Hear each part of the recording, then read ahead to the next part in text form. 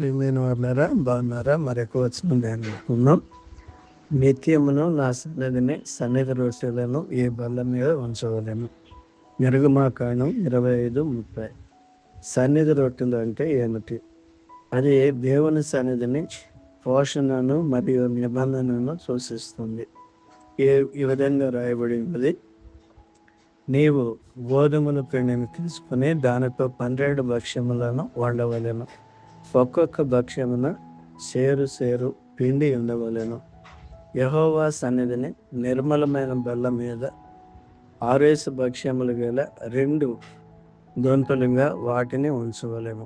ఒక్కొక్క దొంతి మీద స్వచ్ఛమైన సాంబ్రాణి ఉంచవలెను. అది యెహోవా ఎదుట మీ ఆహారమునకు జ్ఞాపకార్థమైన హోమముగా ఉండును. యాజకుడు ప్రతి విశ్రాంతి దినమున నిత్య నిబంధన బట్టి ఇశ్రాయేలు యొద్ద దాన్ని తీసుకుని నిత్యము యెహోవా సన్నిధిని చక్కపరచవలెను.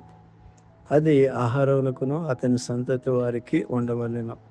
వారు పరిశుద్ధ స్థలములో దాన్ని తినవలెను. నిత్యమైన కట్టడి చొప్పున యెహోవా చేయు హోమములలో అది అతి పరిశుద్ధము. లేవియాకాండము 24:5-9. ప్రభువైన యేసుక్రీస్తునందు మనము రాజులైన యాజక సమూహముగా ఉండి ప్రతి ఆదివారమున ప్రభువైన యేసుక్రీస్తు శరీరములకు సాదృశ్యమైన రొట్టెను భుజిస్తాం.